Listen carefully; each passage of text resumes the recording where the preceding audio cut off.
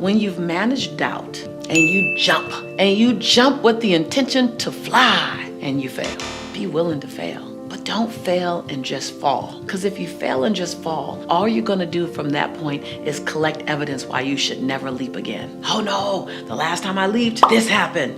But if you leap and you fall and you call it a failure, just be committed to do what I do. I fail more than most. Failure says so many things. Number one, failure says I took a leap. So first, congratulate yourself. We tend to only focus on what didn't work. So in my company, we always fell forward. That's our commitment. We're going to fail, guys, because we're playing big enough. And oh, by the way, the bigger you play, the more you fail because you're doing more things. You're up to more things. I don't want to live a safe life. I want my life to be threaded with failures, because if it's threaded with failures, then it's threaded even more places where I played big. I took a leap. I risked. I took a chance on myself. Take a chance on yourself at the risk of failing. Just always be committed to fail forward, because when you fail forward, your failure has context.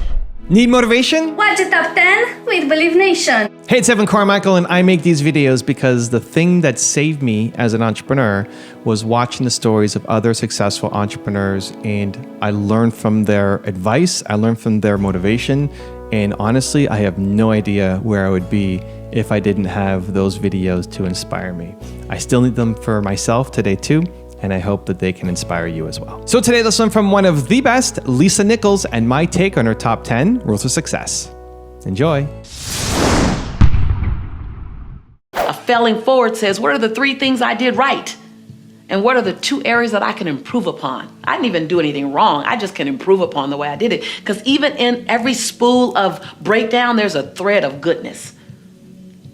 In a spool of breakdown, there's a thread of goodness. In a spool of a broken relationship, there's a thread of what was good. I choose to focus on what was good that I could make better, and how could I have made it better? So what are the 3 things we did right, or what are the 2 areas we can improve upon? Thomas Edison says, I didn't fail. I just found 10,000 ways to do it better.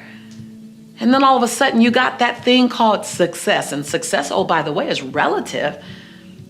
Failure is also relative. I am the woman I am today. My level of compassion, my level of being present with people.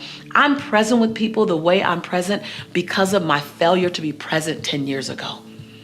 Missing the moments when my son was 6, not remembering what his favorite toy was because I was so focused on the future, I wasn't in the now. But I'm so present now. I'm not perfect in it, but I'm so much more present now. People comment all the time, Lisa, you're so present when you're with us. Yeah, because I chose to fail forward. My gift today was born out of my failures of yesterday. So is it really a failure? Or is it a really wonderful lesson just wrapped in sandpaper? Rule number 2 is love yourself first. For so many years, I prioritized being a mom. I was a single mom. And for so many years, I prioritized building my business and becoming a successful entrepreneur. And then I decided to prioritize love and opening up for love, more love, long-term love. So let me break it down to you on how I prepared my heart, my mind, and my soul to attract love. Number 1, I had to learn how to fall madly in love with Lisa. Not just like Lisa, and not even just love Lisa, but to fall madly in love with Lisa with all of my imperfections, with all of my brilliance, with all of the parts of me that were still learning and growing, to really love it.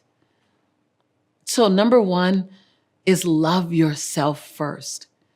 That whoever comes into your life or whoever is already in your life, whatever is true for you, they have to get behind you when it comes to who loves you the most.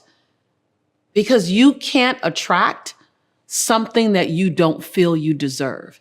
And if you're not loving you, loving all the imperfections that come with you, all of the brilliance that come with you, if you're not owning that love, then it's difficult for someone else to outlove you. Like I remember so many times I wanted love, but I realized I was wanting someone to love me the way I wasn't even loving myself yet. people will follow your example on how you love you.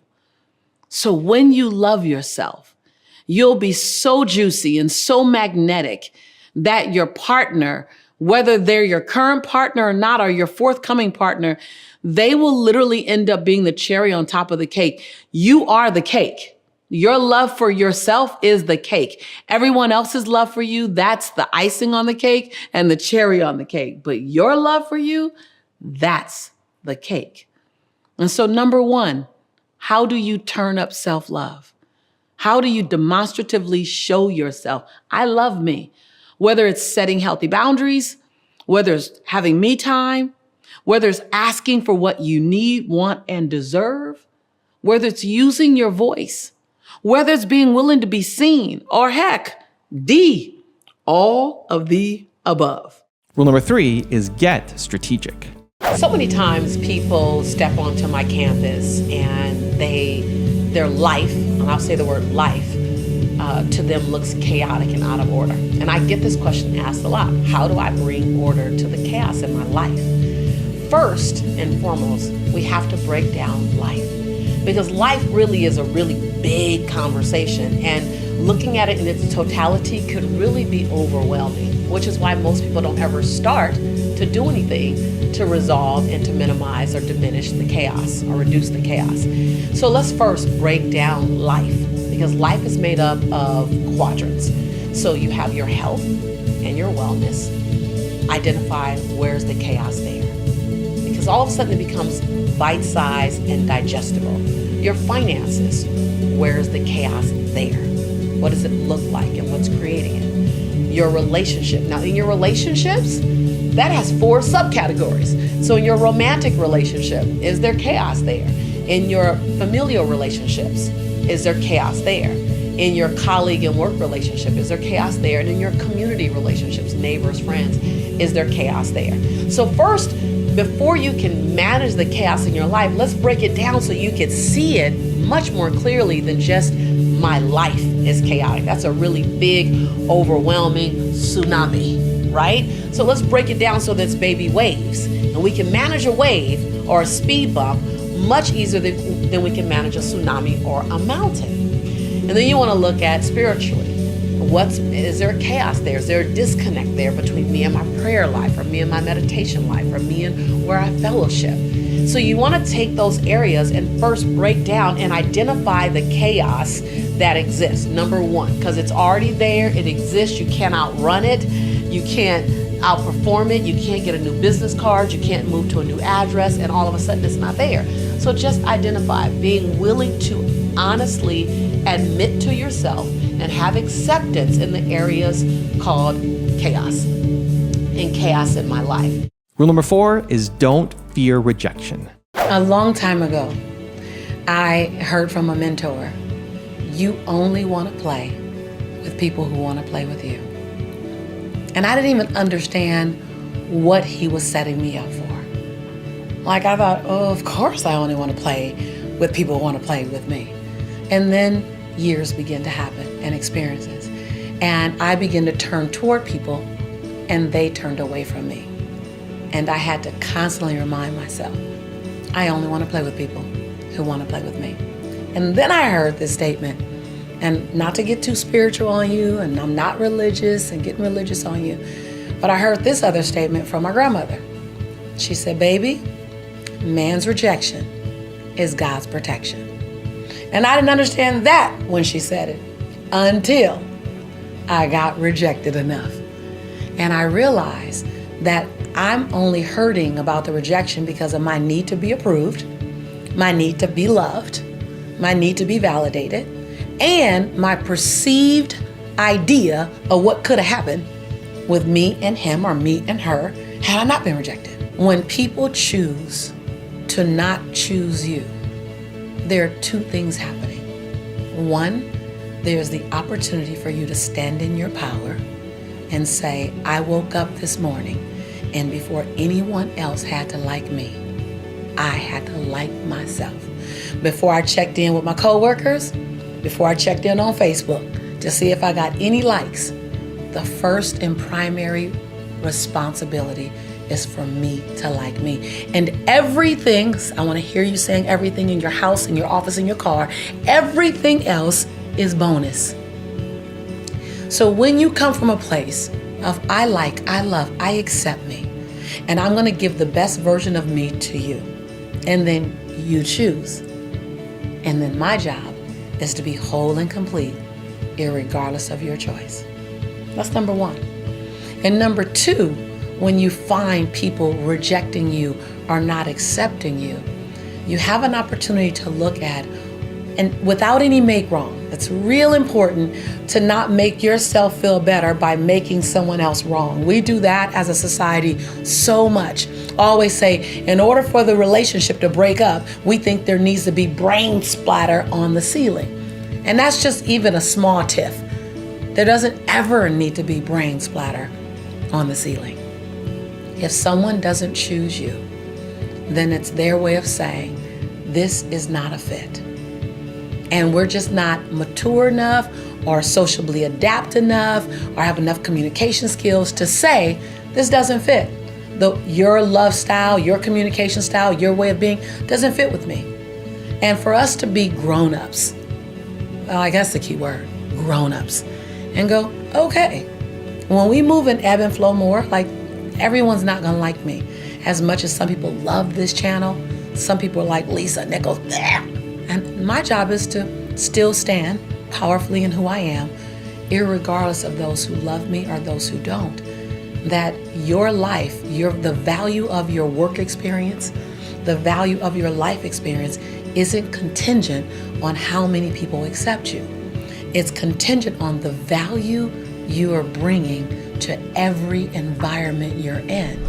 Also, to make sure you're actually taking action after watching this video, I've designed a special free worksheet just for this video. The worksheet will highlight all of the lessons learned in this video, as well as pull out our 3 favorite learnings and quotes that will inspire you to actually do something. The worksheet will also give you space to write down what your key takeaways are and your specific plan of action to make sure you're getting results. If you want the worksheet designed specifically for this video, absolutely for free, there's a link in the description below. Go click on it and start building the momentum in your life and your business. I'll see you there. Rule number 5 is clear limiting beliefs. Clearing any limiting beliefs about partnership. This is so important. Now, I'm talking about love, but know that love comes in the form of friendship as well. So I needed a healing around friendships as well. I stopped believing, and I had limiting beliefs around friendship, women friendship. And so this is partnership. This is love, but love can be expanded. This is really an important one. Oftentimes, we have limiting beliefs that cause us to intentionally or unintentionally close our hearts off to love. Whether it's a past relationship that went sour, and so your mind is saying relationships are dangerous, or whether it was a betrayal. Someone took your trust and betrayed it. So you say, I have trust issues. You just diagnosed yourself with a condition and we call it trust issues. That's not necessarily a diagnosis. That's a choice. Maybe you subconsciously have a fear of losing your independence within a partnership. Or maybe you have a concern that you may pull back too much in your career, in your direction. That was mine. I thought if I fail too in love, it will distract me from the things that I'm building and the lifestyle that I'm navigating through creating for Jelani and I. I considered a relationship a distraction. I don't know. Just give me some comments if that's you. Or I considered a relationship a threat to what I was building. Whatever the limiting belief is, what you're saying is you don't trust that you can navigate through having love or friendship or an expansion while you're navigating and creating this beautiful life that you have. And here's the reality.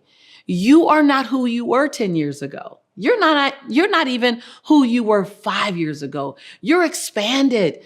You have more insight, you have more intellect, you have more wisdom, you have more patience, you have more consciousness. So whatever the limiting belief is, you get to start acknowledging that they're there. You don't have to fix them overnight. Like, I'm not expecting for you to finish this video and go, okay, download, limiting belief is done. Right now, it's just the awareness that is there. I remember realizing that I wanted love, but I also didn't want the distraction of love. I also didn't want the challenge or the risk of love. So what happens then is that I'm going to grab my shoe. The tongue in your mouth is going in one direction. I want love. But the tongue in your shoe is going in a different direction. I don't want what love might bring me. And so align the tongue in your mouth with the tongue in your shoe so that you can have amazing results. Rule number 6 is acknowledge your pain. When you're in a place where you're hurting and you acknowledge it, number 1 is acknowledge it. Don't try to run past the pain as if it doesn't exist. I understand rising above it. I understand producing when you have it, because you still have to go on. Life goes on. You still have work. You still have family. You still have school. You still have life. But don't try to run past the pain and act as if it doesn't exist. You know, for so many years, I would act as if the pain didn't exist. Well, here's what I realized. Faking like it's not there doesn't make it go away. It just doesn't give it a space to live and then move on. I always say, if you're in pain, be in pain. Just don't take out real estate in pain.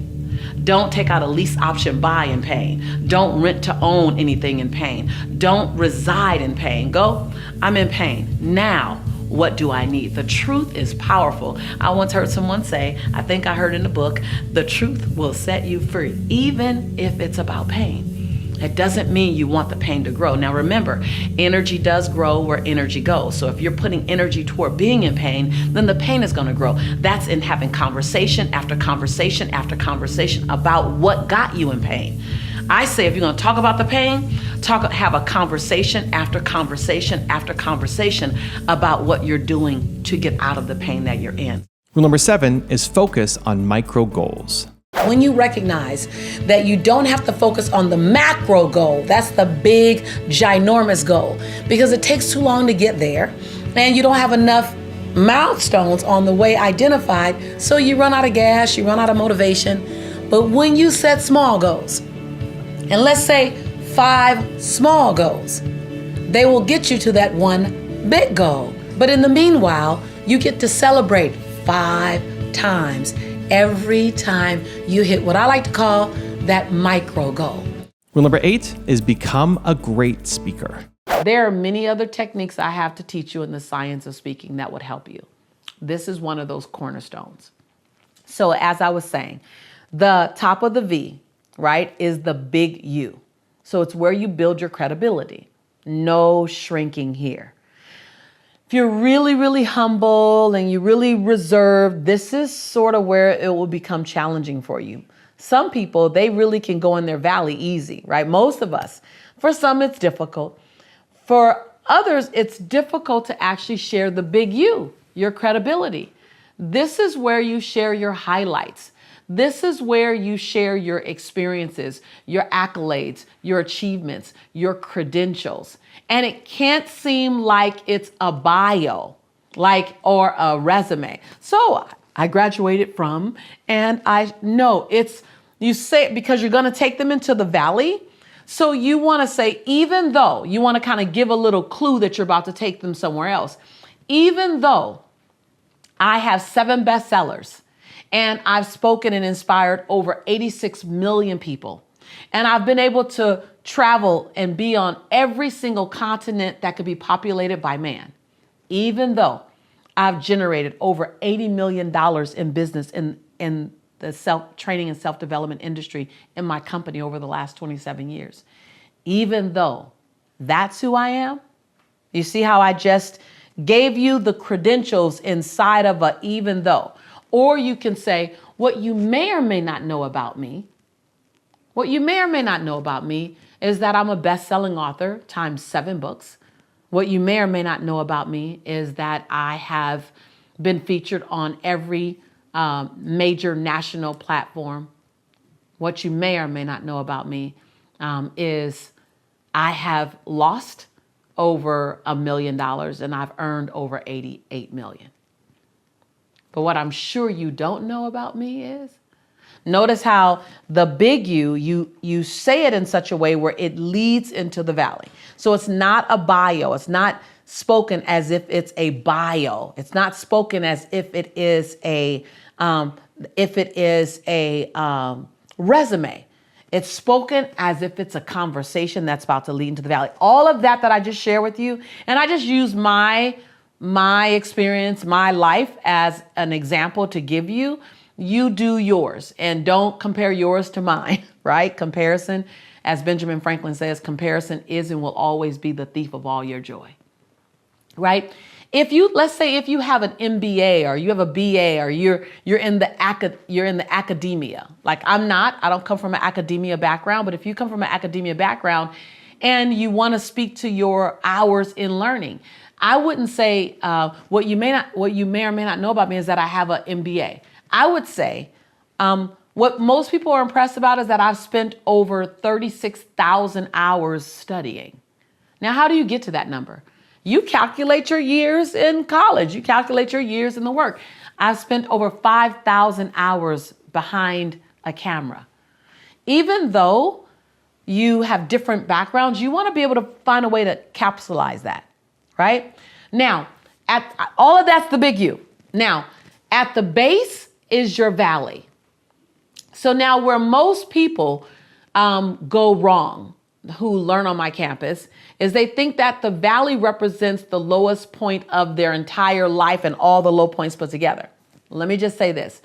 The valley in and of itself, the whole valley is about an incident. So the big U is your life, but the low point is an incident. I'm doing this because that's the valley, the low part of the valley. The low part of the valley is a moment in time. It's one of the lowest points that's relevant to the topic that you're speaking on.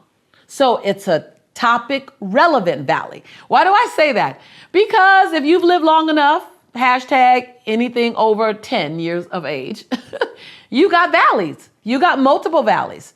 There's a valley when someone passed away. There's a valley when you were heartbroken. There's a valley when you were depressed. We got valleys. It's what makes the mountaintops feel good, is that we understand that life is like this, right? It's like, it just does that. That happens. Rule number 9 is do the mirror exercise. I recommend that you get in the mirror and do a mirror exercise, because when you're in pain, it's not about who got you there, nor is it about who all can get you out. First, it's about you recognizing where you are, and then 2, you being your own rescue. So the mirror exercise is always powerful. So I invite you to get in the mirror. And when you get in the mirror, I want you to do this exercise. I did this exercise every single day for 6 months straight. Now, you might not need to do it for 6 months, but I was suffering with post-traumatic stress disorder. I was diagnosed as clinically depressed. I was prescribed Prozac. I had to give myself something to help me develop my own belief in Lisa muscles, my own faith in myself muscle, my own I can get back up muscle. I needed something that can help me crawl to a walk and walk to a run and then run back to my soar. And so I did it every day for 6 months. I invite you to do it for at least 28 days if you find yourself navigating yourself back to joy, or you want to navigate yourself to your next level of joy. You don't have to be just in crisis to get benefit from this exercise. So get in the mirror, look at yourself just like I'm looking at you. Look at yourself. And I want you to see yourself as if you were your best friend and you're encouraging your best friend. Because if you look at yourself as if you were your best friend, then you're not gonna judge the lines in your face or the hair or the whatever it is we tend to judge ourselves for when we're looking in the mirror at ourselves. Just see love. Just see possibility. Just see all the things that you've come through. And then I want you to speak to yourself as if you were your best friend. Say your first name. I would say Lisa. Say your first name. And then complete these 3 sentences. The first sentence, say your name first. Lisa. I would say, Lisa, I'm proud that you. And find 7 different things to celebrate yourself for. And they could be small things. Lisa, I'm proud that you got out of bed this morning. I'm proud that you I'm proud that you prayed today. I'm proud that you went to work today. I'm proud that you set a healthy boundary in that relationship. I'm proud that you got out of the relationship. I'm proud that you said yes, even though you're afraid to leap about that new job. I'm proud that you got on the phone today with your mother. Whatever that small thing is that you can celebrate, they don't have to be big, huge things. Remember, celebrate the micro wins, and the micro wins become macro wins. 7 different things that you can be proud of. And rule number 10, the last one before some very special bonus clips, is practice gratitude. I bless and embrace all of my gifts, even the gifts that came wrapped in sandpaper. The gift of a job ending, the gift of a relationship ending, the gift of a hard moment, the gift of challenge, for they make me who I am today.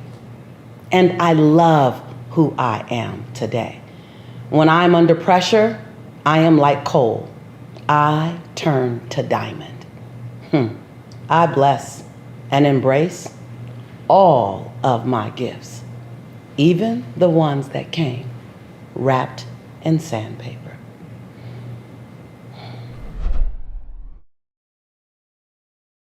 I keep getting distracted by minor stuff that steals my time and energy and leads me off on tangents that aren't beneficial to me, my life, my vision, or my business. Lisa, how do you stay focused on your vision? Well, Anna, this took me a while to get, because if you are a creator, if you are an entrepreneur, if you are, if you are an artist, then it's natural for us to create. Now, the most challenging part of being the artist, whether you're an artist in makeup, you're an artist in hair, you're an artist in videography, you're an artist in transformation, you're an artist in content. An artist is an artist. And I didn't consider myself an artist for years because I don't do the dance or sing or makeup or hair. But I realized that I'm an artist of content. I'm an artist of transformation. So as an artist, and that's your technical skill set, it's easier to create and stay in that zone. That's the exciting part. New programs, new content, new approach. And the space that most of us get distracted on, and I don't get distracted in this area anymore, but I had to build this muscle. I used to always get distracted. Matter of fact, I was so distracted in my business and my vision that I didn't even think that it was my job to do the back end. Normally building the infrastructure, the stuff that we don't call exciting.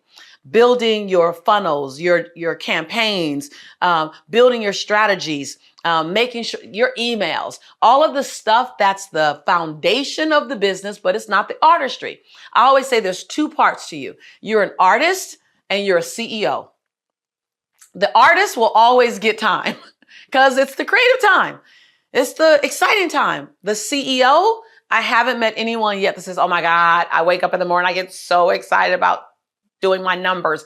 I get so excited about organizing my receipts. You just don't get that. So number 1, Anna, is to remember that there's 2 parts to running a business. There's your technical skill set, the artist, and then there's your CEO skill set. And you have to give both the right amount of time. And get this, your CEO time normally has to be double what your artist time is. So the thing that I spend the least amount of time doing in my business is being on stage and speaking. The other part, when you build a robust business, you're running the business, right? And so understand that. Understand first. So number 1, that the things that aren't exciting for you, the CEO stuff, you're going to want to get distracted. So number 1, challenge that and go, okay, Lisa told me this. That's why, because it's not in the technical skill set part. It's the foundational CEO part, which is not as fun, but even more necessary. I love to go back and share some of my favorite memories with you, my fondest. And what I realized, they're actually my most moving memories. One happened over 12 years ago. I was in Toronto, Canada with Margaret. And this gentleman walked up to me, standing about 6'2", Caucasian man in his mid-40s. And he looked at me and he goes, Lisa, I have a problem with you. I said, you do? And my heart started to beat. I'm like, oh my God, someone doesn't like me. What did I say wrong in their eyes? And how is this gonna play out? And he goes, I have a problem. I really have a problem. And I said, okay, how can I help you? He said, I'm an atheist. I don't believe in God. I'm fine not believing in God. I'm comfortable. I prefer not to believe in God. I don't believe that there's a God. And I said, okay, what's your problem? He said, my problem is I love you. I love everything about you. I love the energy you come with. I love the way you speak. I love what I feel when I'm listening to you talk. He said, and you keep referring to this God as your source. And I don't believe in God. So that's my problem. And I said, sir, I'm sorry. I'm not sure where your problem lies. I said, if you don't believe in God, you have that right. If you love me, I'm excited because you can feel that I love you too. And he looked at me and he goes, so let me get this straight. This is not the part where you try to convert me or try to tell me how wrong I am, or you try to explain to me about your God so that I can begin to believe like you believe. This is not that part. You're not going to do that? And I looked up at him. I said, why would I do that? You're committed to whatever you believe in. My job is to honor your belief system. And he goes, see, you're doing that thing again that's making me love you more. That's my problem. But I know you believe in God. I said, that's not a problem. Why don't you keep believing in me and loving me? I'll keep believing in God and loving God, and we'll keep having this great experience. After I said that, he just grabbed me and he hugged me and he held me. And I knew somehow he was holding on to possibility. That's what I choose to tell myself. He was holding on to the love that he could feel for me, the palatable, non-judgmental, non-persecuting love. And in that moment, I couldn't feel more joy. As I held that man, I couldn't feel more joy. I couldn't feel more happiness that this is what ministry is about. This is what touching souls is about, is to love the person who thinks that you might not love them because their belief system. It was just so beautiful. The moment was so beautiful. I mean, he held me. And then he drew back and looked at me. And he said, you're the real deal. And I looked up at him and I said, so are you. And we said our goodbyes. I never saw him again. Margaret and I went up to the room, our hotel room that night, and replaying what happened, we both just started to bawl, just cry. And I said to Margaret, this is marketplace ministry disguised as a business. I'm not in the converting business. I don't need to convert anybody. You're exactly where you choose to be. But I am in the loving business. My job is to love you where you are. And that beautiful gentleman, that day, he reminded me and Margaret, I believe, what unconditional love could feel like. My life has been a culmination of a ton of relationships. And I'm a keeper, meaning if I meet you, I want to keep you, right? I want to keep you in my life. And one of the biggest lessons I had to learn was that relationships have evolution. And there's some relationships that are lifetime. No matter what you do, they're going to be a lifetime relationship. And then there's some relationships that are life-giving. They're going to be short. They'll be shorter, and some even short. But they're designed to let you know you're still in the game. They give you a critical piece of information, a critical piece of knowing. And it might not be a romantic relationship. It may be a friendship. It may be business. But it won't last forever. It won't even last a long time because it was designed to give you life. And then there's purposeful relationships. Relationships that are designed for a purpose. Whether the purpose is to help you grow up, to help you love, to help you learn, to help you set healthy boundaries. There's a purposeful relationship. And that purpose is real. And once that purpose is fulfilled, the relationship shifts. We often think either or. I can have this or that. I don't know where we learn that. I think it came from great, great, great, great grandparents and just was a consistent. It was as consistent as our family reunions. It was as consistent as, cuddling up in a snuggly with some warm socks and watching a great movie during the holidays. We also have belief systems. I think one of the greatest blessings that I gave myself was the gift of no longer thinking either or in my relationships. I remember over 20 years ago when I was first introduced to transformation and personal mastery. And I remember stepping into an environment and no one looked like me. No one was my nationality, my culture. No one was even my gender. And no one was my age. So I felt like an alien. Yet I was excited about what I was learning. I wanted to learn more about this thing called quantum physics. I wanted to learn more about this thing called the law of attraction. I wanted to learn more about this thing called personal mastery, self-awareness. I didn't grow up with that. I grew up with pray, get on your knees, ask God, get up, eat a Sunday afternoon dinner. That's what I was raised with. And I remember wondering at the ripe age of 29, do I have to leave my existing community in order to adopt this new mindset? In order to run with this new tribe? Do I have to let my existing tribe go? And I would love to tell you that at 29, I had the awareness, oh, no, I can keep both. I didn't. I dug my heels deep into the learning. I dug my life deep into the evolution of my soul and my mind.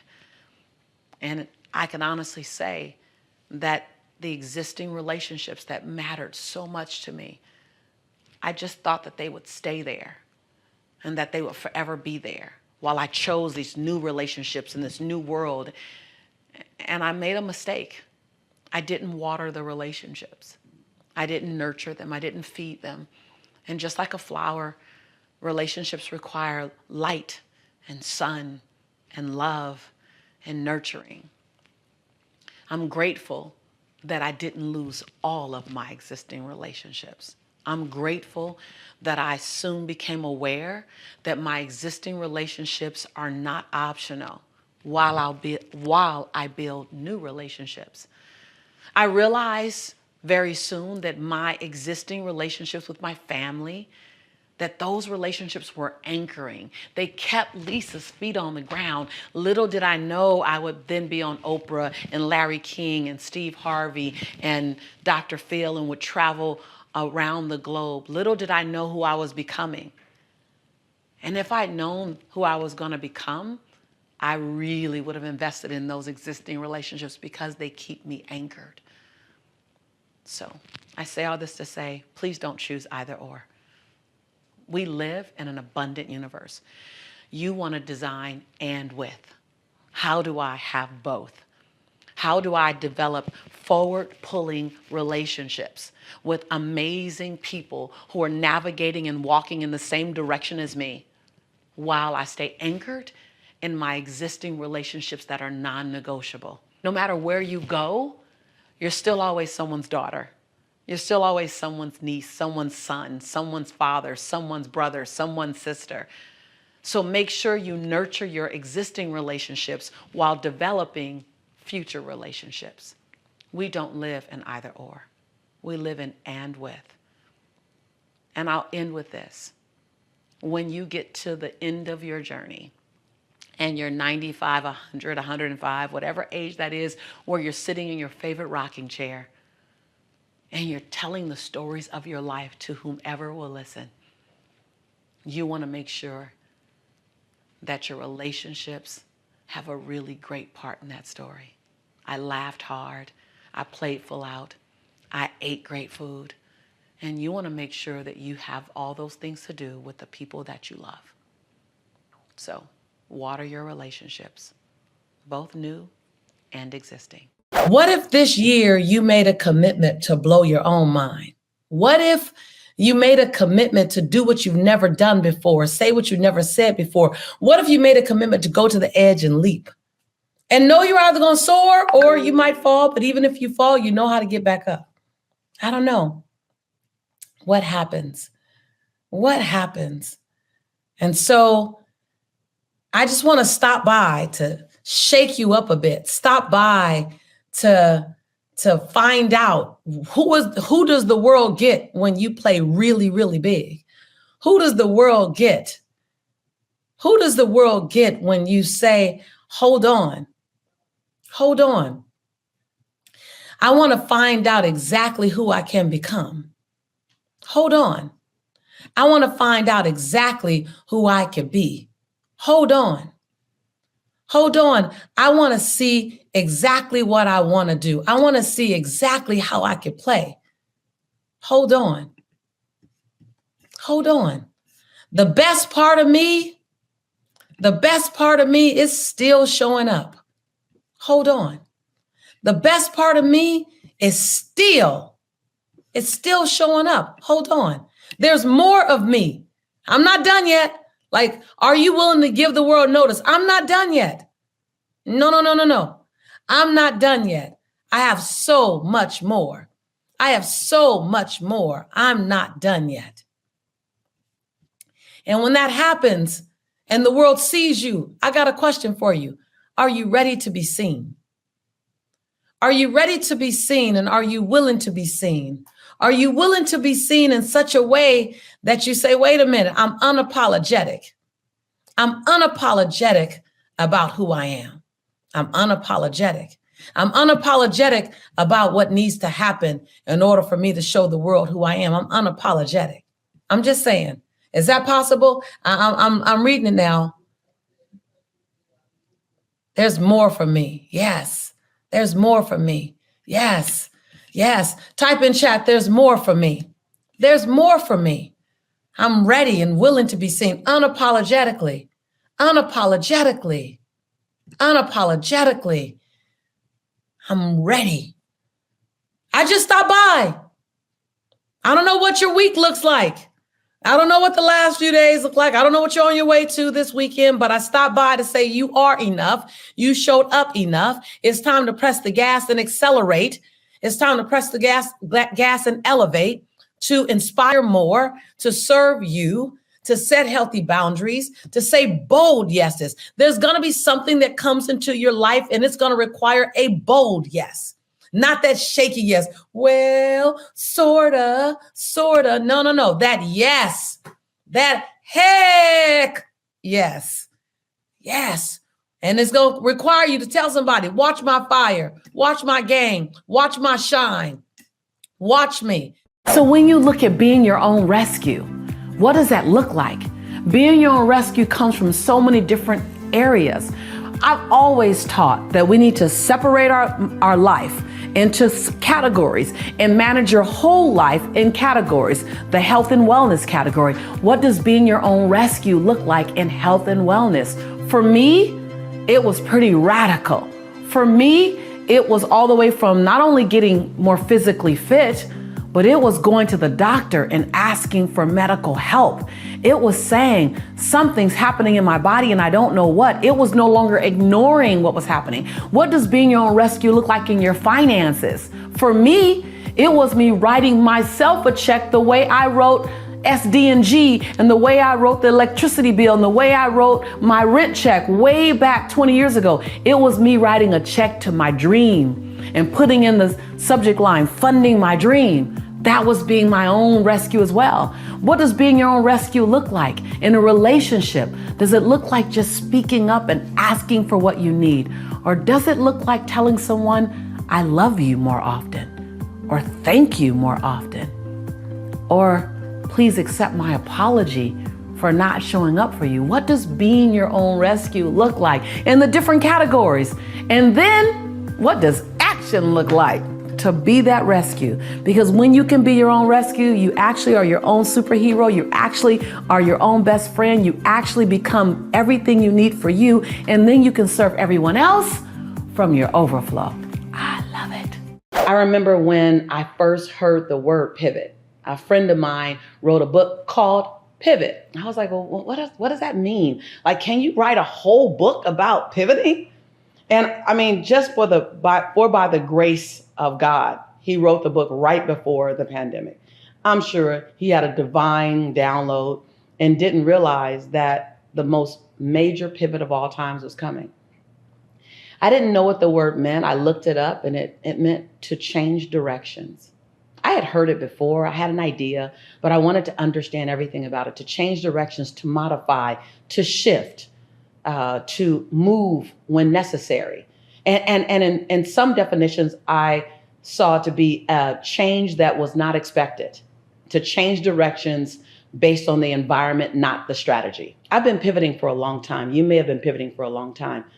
But when you begin to pivot and you embrace it, see, pivoting isn't just turning in the other direction. It's making an intentional choice to change directions with power and grace and ease, along with uncertainty.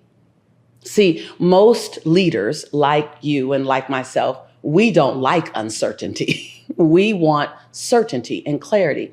And with pivot comes a certain sense of trust, a certain sense of experiment, a certain sense of hold on to the strategy and then release what may come about, learn from it, and then pivot on the pivot. What I didn't see coming was the pivot to the pivot even, which means I changed directions and then I got to change again. Gladiators and change agents, we are used to planning at least 7 months out, 10 months out, 12 months out, some of us 36 months out. We're used to planning. A plan is necessary. But again, you may have heard me say in another video, keep your goal in mold. There is where we're going to get. But keep your plan in sand. The people who had the most rigidity to change and to pivot, the most disruption, or who did not pivot, were the people who kept their goal in mold and their plan in mold as well. You may not have known that your plan was so in cement that when time came to pivot, you resisted. Maybe, maybe not. But now you know that plan in sand is necessary. Goal in mold, we're going to get there. We may not get there in the same timeline that I had expected. Just kind of give me a yes in comments if that's you. I may not get there with the same team members or even the same life partner that I expected. I may not get there with the same numbers that I expected, but I will get there. That's called the goal in mold. The plan in sand says I might have to change directions. I might have to change partners. I might have to change strategy. I might have to change my timeline. I've had to change my timeline so many times. It doesn't stop me from creating one. It just reminds me, be fluid and flexible, grace and ease, intention and action. One of the things that I've had to constantly do is remind myself to breathe. And you know, we all know breath keeps us alive, but not just breathing to stay alive, but breathing to stay on top of our lives, breathing to stay in our center place. If you're watching this channel and enjoy these videos, then you probably need to breathe more. I'm not saying you're not breathing, but I'm saying, are we taking deep, soul cleansing breaths? You know, the kind of breath that keeps us calm, keeps us centered. I was recently at a retreat that I was producing, and the doctor there, Dr. Delicia Haynes, amazing doctor. She said, breathe into 4, hold for 4, 2, 3, 4, exhale to 4, 2, 3, 4, and then hold it out to 4, 2, 3, 4, into 4, hold for 4, exhale to 4, hold out to 4. What I've learned is that the body cannot feel stress at the same time that you're taking a deep cleansing breath. This past year of my life, and so many of our lives, we felt the need to take deep breaths more than ever. Did we take it? Will you give yourself the gift of breath? Really, it's beyond the gift of breath. It's the gift of calm. The gift of, in the midst of massive movement, to be centered and to have peace in your body. Our body is our tool. It gets us to where we want to go. You have dreams. You have desires. You have passions. And the only thing that can get you there is your body. Your thoughts alone won't get you there. Your intentions alone won't get you there. Your words alone won't get you there. The tool that's there for you, the instrument, the domain, the gift that each one of us have been given. I call him God, you call him whatever you choose. God gave us the gift of our body. Give your body the gift of breath. Let's do it again. In, 2, 3, 4. Hold, 2, 3, 4. Exhale, 2, 3, 4. And hold out, 2, 3, 4. Right now, I feel called to speak to where people are right now. Right now, we're navigating through unprecedented times. We're pivoting, and even our pivot requires a pivot. Our plans, our second plan is requiring a pivot. So when I had to sit in silence and understand and quiet the voices that were screaming in my soul, what's going on? Am I safe? Is my family safe? Is my son safe? Is my business okay? The only thing that brought me back to my center was breathing. Whenever you feel like trauma's going on, you hold your breath. And whenever you feel you're safe again or a sense of release, you breathe again. So I just want to invite you that as you navigate through these unique times, pressure times, possibility times, somewhere in between, give yourself the gift of deep cleansing breaths consistently. I say 5 times a day. Take the 4 in, hold 4, exhale 4, hold out 4. And if you ever heard me speak before, if you really want to go deep, then do it all to 5, the count of 5. A little more challenging, but definitely worth pursuing. It's so important to me that not only do we own our intentions, we own our voice, but that we own and hone our breath. Now, every show is not about a conversation. Some shows are about a being when you come to me. And you'll see in this season, I'm going to be about who are we being? How are we protecting our souls right now? Our thoughts right now? Our bodies right now? Our relationships right now? Our finances right now? Our spirituality right now? Now's the time for us to be inside of absolute intention, gratitude, possibility, and plans. Remember, this show is not just a monologue. This show is a dialogue. I would love to hear from you. I'd love to hear what you feel about breath. How have you been breathing lately? Or what great reminder was this? What was the aha for you? Sometimes we think that we're breathing and we're breathing to live, and we're really just breathing to not pass out.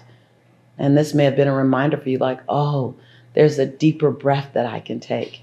Or you want to share with me that you've been doing this and it's made a big difference in your life. If you don't treat money right and you're not responsible with money, you will repel money because you're not a good steward of it. And so until I became a better steward of money, and I'm still growing in that area, and money and I would keep giving it away until it was all gone because my mindset said it all had to be gone. There's never going to be extra. Yeah. My grandmother would make 10 dimes go in 20 different directions. Who was I to have 20 dimes and only 10 directions needed? Yes. Right? Again, mindset. I have had the privilege of meeting entrepreneurs all over the world, different industries, different stages of their business. It's been amazing. Now, so often I'm in a conversation and I get asked questions that don't align with the stage of their business. I want to explain this to you. I wanted to talk to you today about showing up exactly where you are in your business. And let's just face it, as an entrepreneur, there isn't a step-by-step guide. As an entrepreneur, there isn't a pathway that's often laid out when you have this idea to either be a chef or be an artist or hairstylist or in the personal development industry as a speaker. So let me clarify. You should be thinking about where you want to be in a year, in 5 years, in 10 years. But if you only have a chance to ask one question today, then ask something that's going to put you into a forward moving motion right now, not 6 months from now, not 18 months from now. So often when I'm in open coaching sessions, people are asking me questions that don't apply to them and their business right now. They have big dreams, which you should, But your question for coaching and for direction should not be based on where you're going to be in 6 months or in 12 months. It should be based on where you are now, because it'll feel like the information is useless or even overwhelming to you. I've learned for years that my body was my temple. I learned that in church as a little girl. Didn't understand it then, but then I grew to understand what that meant. And I was an athlete, and I did so many things to strengthen my body. But I didn't understand or value my body. I was just going through the motions as a young girl would. I realized that my mindset and my mind had a direct relationship to my body. For 19 years, I was obese. Most people only saw me as overweight, but I was obese. No one knew the health hell that was happening behind every bestseller, behind every stage, behind the 6-figure, 7-figure numbers, behind the notoriety. See, I didn't understand how to balance my body and my mind. What I did understand was how to grind. Just type your name in chat, do a Yana Lisa, Yana, Y-A-N-A, you're not alone if you understand what I'm talking about. I knew how to grind. I knew how to hustle. I didn't know how to balance my body and my mind. I didn't know that that was such a thing. As a matter of fact, just truth be told, I didn't think the people that looked like me even had conversations about balancing your body and your mind. I just knew we went to church, we prayed and gave it to God and got up and went back to the grind. That was my story, may not be yours. I didn't understand truly what it meant that my body was my temple until my temple came crashing down. I had 6 blood transfusions in 3 years while making bestseller number 1, bestseller number 2, bestseller number 3, bestseller number 4, while standing on stage and signing autographs and doing all those great things. I was also struggling with my body beyond belief. And it was my own personal health hell. I didn't even think I got to tell anyone about it. I was too embarrassed, too ashamed. See, I didn't understand balancing my body and my mind. I didn't understand that where my mind went, my lifestyle went. So my lifestyle was getting more beautiful every day, talking to big celebrities and going on national programs and traveling internationally, but my mind was still struggling. So I don't bring you this message from a mountaintop. And while I could have just jumped into the lesson that I want to teach you, I need you to know that I had to live out what it meant to not know the lesson for probably 21 years. And only about 7 years ago, believe it or not, I finally felt like being the victim to my body, to my circumstances in that area,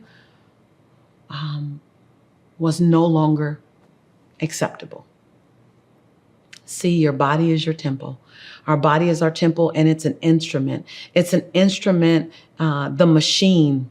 It's the physical embodiment that gets us to where we get to go. It's the container that carries us to our purpose. If there's a purpose placed on your life, your body is designed to get you there. Your body brings you into great relationships. Your body brings you into great service. Your body brings you into great experiences. Your body is the thing that allows you to have a dynamic exchange with someone. It took so long for me to get that. It took so long for me to value that. So many things have changed over the last 2 years. So many unexpecteds. So many trials, tribulations. Things have come into our space that we did not invite, we did not want, and yet we had to learn how to navigate.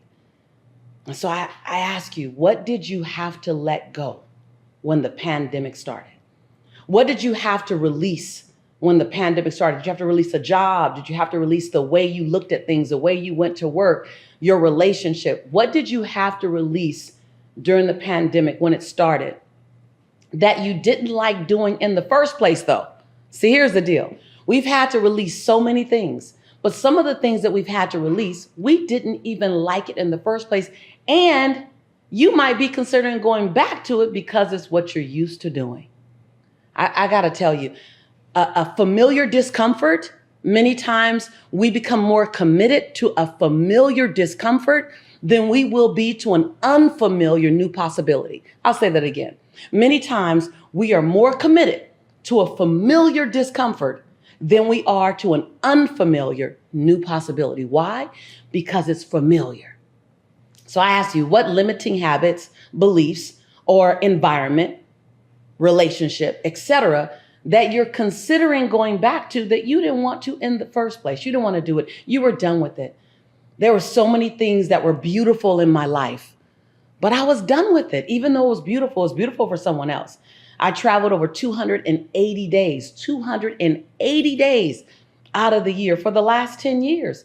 Traveled first class, red carpet rolled out wherever I go. It was amazing. And the pandemic came and I had to stay at home and I had to go to work in my office at home in these. Oh, I tell you, I got them in every color now because what I'm clear on is that I want to travel the world. I want to inspire people all around the world, but I don't have to do it all on a plane and in a hotel and dealing with being alone. So I want to invite you. I want to invite you to say, I'm here and I say, no, I'm not going back to that thing that I didn't want in the first place. Or I wanted it at one time, but I outgrew it. Do you realize that there are some things that you were doing 10 years ago that you've outgrown now? There's some things you were doing 5 years ago that you've outgrown now. And if it doesn't feel good in this moment, it's probably because you've outgrown it. Give yourself permission to graduate. Matter of fact, I want you to throw yourself a graduation. You don't have to have a whole big shindig with the signs outside saying graduate here, but you can make yourself a cupcake. You can give someone notice. You can get a group in WhatsApp and say, I graduate myself. You can gather the family around the dining room table and say, I graduate myself. I graduate myself from having to cook 5 days a week. I graduate myself from being everyone's answer. I graduate myself from hustling and grinding more than I'm pouring into myself. I graduate myself from putting other people in front of me. Anybody know what I'm talking about? I'm just saying. My camera crew can raise their hand too. I mean, they're in the back. They're behind the camera raising their hand. I graduate. I graduate myself from being worried about money all the time and putting my passion on the shelf. I graduate. I don't quite have the strategy for what's next, but first I have to graduate to remind myself that I'm beyond this moment. Remember, this show is not just a monologue. It's a dialogue. I'd love to hear from you. What are you ready to graduate yourself from? What are you saying? I ain't going back. I ain't going back. Listen, everyone keeps saying, I just want things to get back to the way they used to be. In some areas, no. Do a lot of things, but don't get back to the way it used to be. I want to get forward to the way that it can be. I'm not saying it's going to be perfect immediately. This is not a rah-rah or foo-foo conversation, but I am saying we get to create. We might as well create. All bets are off. All deals are off. Nothing's the same right now. This is the perfect season to create what you want. I never named my task the task of what I was doing. I always named my task the outcome that it was creating or my intention. Therefore, in the morning, when I did my prayer time, I called it welcoming God into my day. When I got Jelani dressed and he ate breakfast, I called it setting Jelani up for success. When I would work out each morning, I called it, yes, snatching my sexy back. When I checked my email, because that's where a lot of opportunities came in, I called it looking for money. When I cook with Jelani in the evening, I called it bonding with the chef. Everything was about the outcome. I didn't even know Jelani would grow up to become a chef at the time. And so rename the task and call them the outcome, because that's what you're doing the task for. I hope this helps you. It's changed my life.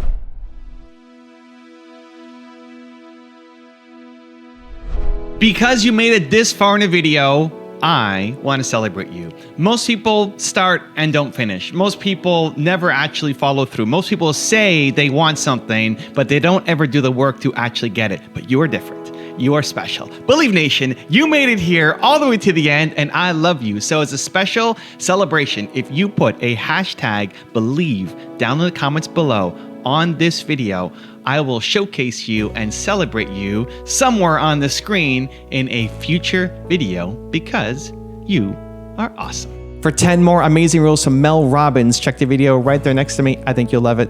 Continue to believe, and I'll see you there. I think you should chase what energizes you. Everyone talks about passion. The one word to pay attention to is energy. That's it. Let's simplify this. Whatever energizes you naturally expands you, feels like